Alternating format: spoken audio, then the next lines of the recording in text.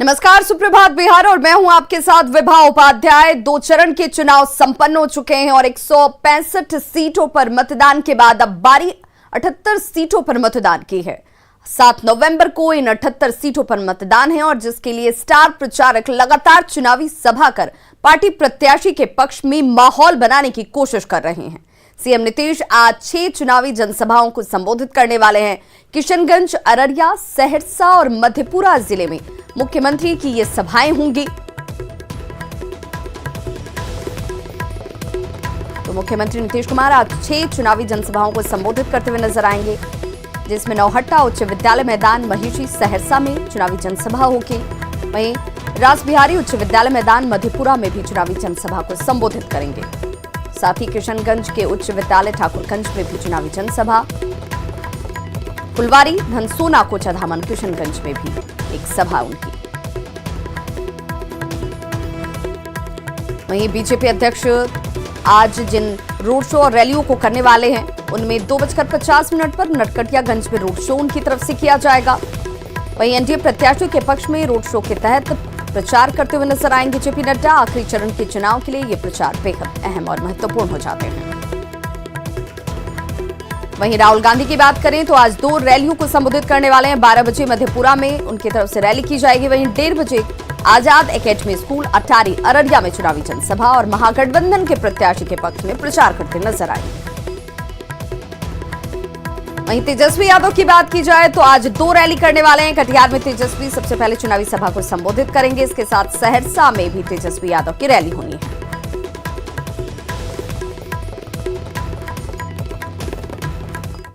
तो बिहार विधानसभा चुनाव के दूसरे चरण में 94 सीटों पर 54.64% मतदान हुआ और इस दौरान आम और खास सबने वोटिंग की।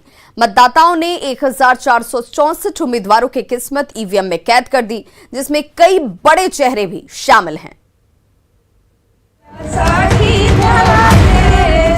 विधानसभा चुनाव के दूसरे चरण के लिए मतदान संपन्न हो गया। सुबह 7 बजे से ही मतदान केंद्रों के बाहर मतदाताओं की लंबी लंबी कतारें दिखने लगी। क्या आम और क्या खास, सबने कतार में खड़े होकर अपने मताधिकार का प्रयोग किया। दूसरे चरण में कई दिग्गजों ने वोटिंग की। मुख्यमंत्री नीतीश कुमार, आरजेडी नेता तेजस्वी यादव, राज्यपाल फागू चौहान, डिप्टी सीएम सुशील कुमार मोदी और एलजेपी के अध्यक्ष चिराग पासवान सहित कई मंत्रियों ने भी मतदान कर लोकतंत्र में अपनी भागीदारी निभाई। दूसरे चरण में जिन दिग्गजों की किस्मत ईवीएम में कैद हो गई, उसमें लालू प्रसाद के दोनों बेटे भी शामिल हैं। अब राघोपुर की जनता ने महागठबंधन के मुख्यमंत्री पद के प्रत्याशी तेजस्वी यादव को आशीर्वाद दिया है या बीजेपी के सतीश कुमार को विजयश्री से नवाजती है, ये तो 10 नवंबर को ही पता चल पाएगा। वहीं दूसरी तरफ हसनपुर के मतदाताओं ने भी अपना फैसला ईवीएम में कैद कर दिया। फैसला लालू के बड़े बेटे तेज प्रताप यादव के पक्ष में आता है या जेडीयू के राजकुमार राय के पक्ष में, ये देखने वाली बात होगी। लालू प्रसाद के परिवार से जुड़ा एक और नाम है जिसके भाग्य का फैसला मतदाताओं ने ईवीएम में कैद कर दिया है, वो है चंद्रिका राय। चंद्रिका राय परसा से चुनाव लड़ रहे हैं, जिनके सामने आरजेडी के छोटेलाल राय को हराने की चुनौती है। दूसरे चरण के चुनाव में नीतीश सरकार के 4 मंत्रियों की किस्मत भी ईवीएम में कैद हो गई। पटना साहिब की जनता पथ निर्माण मंत्री नंद किशोर यादव को एक बार फिर विधानसभा भेज रही है या नहीं, नालंदा के मतदाता श्रवण कुमार को विधानसभा की कुर्सी तक पहुंचा रहे हैं या नहीं, राणा रणधीर की किस्मत में क्या लिखा है और मंत्री राम सेवक सिंह को हथुआ की जनता ने अपना आशीर्वाद दिया है या नहीं, ये सब कुछ 10 नवंबर को ही पता चल पाएगा, जब इलेक्ट्रॉनिक वोटिंग मशीनें खुलेंगी और जनता का जनादेश सामने आएगा। दूसरे चरण में एक सीट बांकीपुर भी है, जिसकी सबसे ज्यादा चर्चा थी। अब बांकीपुर के लोगों ने फिर से नितिन नवीन पर भरोसा जताया है या फिर शॉटगन के पुत्र लव सिन्हा और प्लूरल्स पार्टी के प्रमुख पुष्पम प्रिया चौधरी में से किसी एक को चुना है, ये देखना भी दिलचस्प होगा। यानी दूसरे चरण की जिन 94 सीटों पर मतदान हुआ, उसके मतदाताओं ने अपना फैसला ईवीएम में कैद कर दिया है। फैसला किसको खुश करता है और किसको नाखुश, ये तो 10 नवंबर को ही पता चल पाएगा। Bureau report, news 18 network. तो दूसरे चरण के मतदान के बाद जेडीयू ने पूर्ण बहुमत का दावा किया है। जेडीयू नेता और नीतीश सरकार में मंत्री नीरज कुमार ने कहा कि एनडीए सरकार की वापसी तय है। प्रथम चरण के चुनाव में एनडीए गठबंधन ने बढ़त हासिल किया। तृतीय चरण के चुनाव की सबसे महत्वपूर्ण विशेषता यह है कि राजनीति के जो अपहरणकर्ता थे बिहार में, जो जनादेश का अपहरण करने की कोशिश कर रहे थे, जो महागठबंधन का घटक दल और लोजपा जो फिरौती के अपहरणकर्ता के रूप में, जंगल राज के मानक के रूप में माने जा रहे थे, एक दूसरे के पूरक के रूप में, उनके राजनीतिक संरक्षणकर्ता महागठबंधन और लोजपा को जनता ने नकारा। वहीं आरजेडी ने महागठबंधन को बहुमत मिलने का दावा किया है। पटना में महागठबंधन के नेताओं ने प्रेस कॉन्फ्रेंस कर चुनाव में स्पष्ट बहुमत के साथ सरकार बनाने का दावा किया। आरजेडी सांसद मनोज झा ने कहा कि युवाओं की आंखों में नौकरी की ललक है, जिसकी वजह से एनडीए से लोगों को मुंह भंग हो गया है और पीएम मोदी हैं कि अब नौकरी के मुद्दे पर बोलते ही नहीं। आप देखेंगे कि बहुमत का आंकड़ा इस बिहार के बदलाव के महागठबंधन ने छू लिया है। अब अगला चरण इस बहुमत के व्यापक उभार का चरण है। नौकरी पे प्रधानमंत्री जी बोल ले रहे हैं, बिहार को नौकरी की जरूरत है। वो जो युवाओं की आंख में चमक है इस अंधे कुएं में, वो नौकरी को लेकर के है।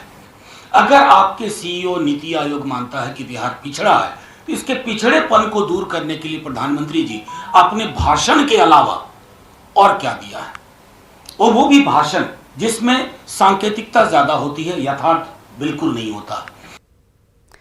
तेजस्वी यादव ने अंतिम चरण के मतदान के लिए मधेपुरा में जमकर पसीना बहाया। तेजस्वी यादव ने जिले में ताबड़तोड़ 4 चुनावी जनसभाओं को संबोधित किया और महागठबंधन प्रत्याशी के लिए जीत का आशीर्वाद मांगा।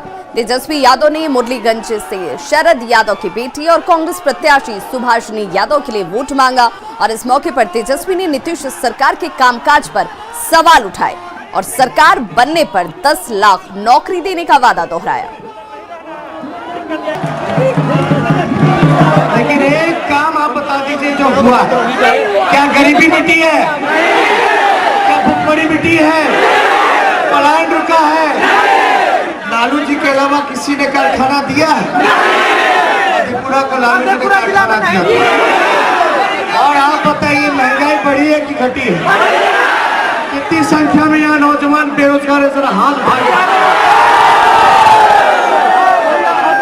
तो ये हम मान के चले कि 10 तारीख को नीतीश जी एनडीए का विदाई है।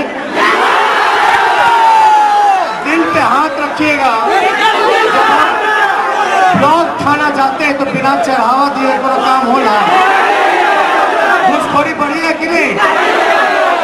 जो व्यक्ति 15 साल तक कारखाना नहीं दे सकता, रोजगार नहीं दे सकता, गरीबी नहीं मिटा सकता, महंगाई नहीं रोक सकता, वो अगला 5 साल भी कोई काम करने वाला नहीं। कांग्रेस नेता राहुल गांधी ने कटिहार के कोढ़ा में चुनावी जनसभा को संबोधित किया और महागठबंधन के प्रत्याशियों के लिए वोट मांगा। इस मौके पर राहुल गांधी ने किसानों की बदहाली और किसानों की बर्बादी के लिए सीधे सीधे प्रधानमंत्री नरेंद्र मोदी और नीतीश कुमार को जिम्मेदार ठहराया। राहुल गांधी ने कहा कि अगर महागठबंधन की सरकार बनी तो कटिहार में मक्का प्रोसेसिंग प्लांट लगेगा और बाढ़ की समस्या के निदान के लिए भी काम करने का भरोसा दिया गया।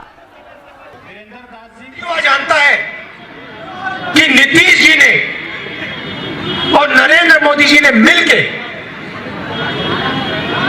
बिहार को लूटा है, बिहार के किसान को मारा है, पीटा है, कुचला है, बिहार के छोटे दुकानदारों को नष्ट किया है। और अब बिहार के युवाओं ने, बिहार के किसानों ने मन बना लिया है, गठबंधन को चुनाव जिताना है और बिहार को बदलने का काम शुरू करना है। ये निर्णय आपने ले लिया है।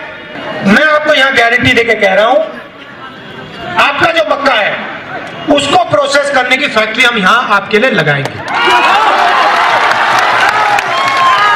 चाहे कुछ भी हो जाए, अगर हमारी सरकार बनेगी तो यहां मक्के को प्रोसेस करने की हम फैक्ट्री लगा देंगे।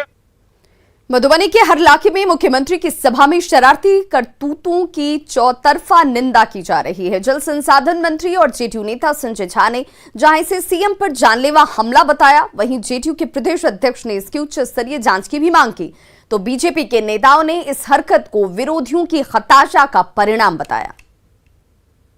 हरलाखी में कार्यक्रम था, वहां मुख्यमंत्री के ऊपर हमला किया गया।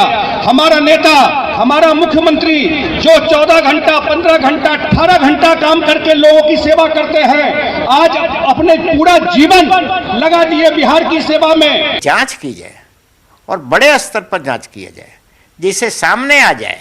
लेकिन जो लोग वोट से डरते हैं, जिनको वोट में विश्वास नहीं है और मतदान की प्रक्रिया से, और 2 चरण में मतदान जो हुआ है उसकी जो सूचना मिली है, वो घबराहट, बेचैनी, तनाव और अपनी हार स्पष्ट देख करके ऐसी घटनाओं को अंजाम दे रहे हैं। लेकिन हम तो आगे बढ़ते रहेंगे।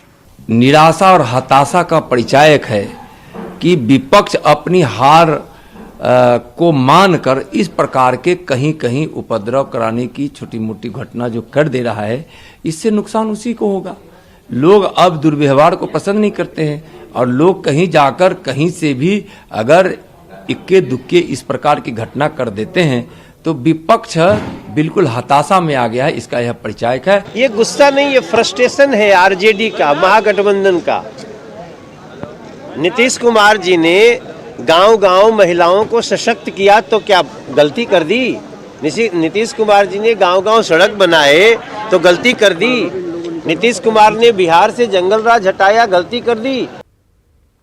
मुख्यमंत्री नीतीश कुमार पर हरलाखी की सभा में प्याज फेंके जाने की सत्ता पक्ष के साथ ही नीतीश कुमार के विरोधियों ने भी निंदा की है। मुख्यमंत्री जी की सभा में एक जगह प्याज फेंका गया, पत्थर फेंका गया। आक्रोश, दुख अपनी जगह, लेकिन लोकतंत्र में इस प्रकार की अभिव्यक्ति के लिए कोई जगह नहीं है।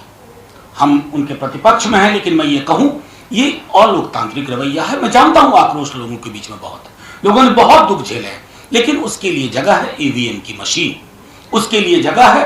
अब तीसरे चरण में जो 7 तारीख को है, वहां अपना विरोध प्रकट कीजिए लोकतांत्रिक तरीके से। प्याज वगैरह ये सब फेंकना गलत है। मैं मानता हूं आक्रोश है और बहुत ज्यादा आक्रोश है, पर उस आक्रोश को व्यक्त करने का बहुत खूबसूरत तरीका है मतदान। और फिलहाल यहाँ रुक रहे हैं एक छोटे से अंतराल के लिए। आप सभी का बहुत स्वागत है। मुंगेर हिंसा मामले में अब तक 16 प्राथमिकी दर्ज की जा चुकी है, जिसमें 6 पुलिसकर्मी समेत 150 लोगों को नामजद अभियुक्त बनाया गया है। एसपी मानवजीत सिंह ढिल्लों ने यह कहा कि एफआईआर में शामिल कुमार कृष्ण नाम के शख्स की अभी तक सत्यापन हालांकि नहीं हो पाई है। उन्होंने बताया कि जांच के क्रम में जो भी सबूत सामने आएंगे और जो लोग भी दोषी पाए जाएंगे, उसके आधार पर आगे की कार्रवाई की जाएगी। अभी तक कुल 16 एफआईआर दर्ज हो चुके हैं, जिनमें से पुलिस के ऊपर 2 एफआईआर जो हैं जो कि पुलिस की तरफ से ही हुए हैं, और 1 एफआईआर जो मृतक के परिजन हैं जो कि पिताजी हैं अमरनाथ पोदार की तरफ से किया गया है, जहाँ की कुल 3 एफआईआर हैं जो पुलिस कर्मियों के विरुद्ध हुए हैं। 6 एफआईआर हुए हैं जो उपद्रवी थे, उनमें से बहुत से ज्ञात एफआईआर हैं और कुछ उसमें से नेम्ड एफआईआर। मुंगेर गोलीकांड में मारे गए अनुराग पोद्दार के परिजनों से केंद्रीय स्वास्थ्य राज्य मंत्री अश्विनी चौबे ने मुलाकात की। केंद्रीय मंत्री ने पीड़ित परिवार को भरोसा दिलाया कि इस मामले की उच्च स्तरीय जांच कराकर दोषी पुलिस अधिकारी और कर्मियों के खिलाफ हत्या का मुकदमा दर्ज किया जाएगा और फास्ट ट्रैक कोर्ट में मामले की सुनवाई होगी। और जो यहाँ का जो पूरी घटना का जांच, ये उच्च स्तरीय जांच होकर के, और जो भी पुलिस प्रशासन के जो भी दोषी व्यक्ति हैं, चाहे ऊपर का हो चाहे नीचे का हो, कोई भी पदाधिकारी, उनको फास्ट ट्रैक गठन करके और उस पर हत्या का मुकदमा भी आवश्यक होगा तो चलाया जाएगा और ऐसे लोगों पर कठोर कार्रवाई होगी। और सचमुच ये परिवार आज उजड़ गया, मैं देख रहा हूँ। और फिलहाल यहाँ रुक रहे हैं एक छोटे से अंतराल के लिए।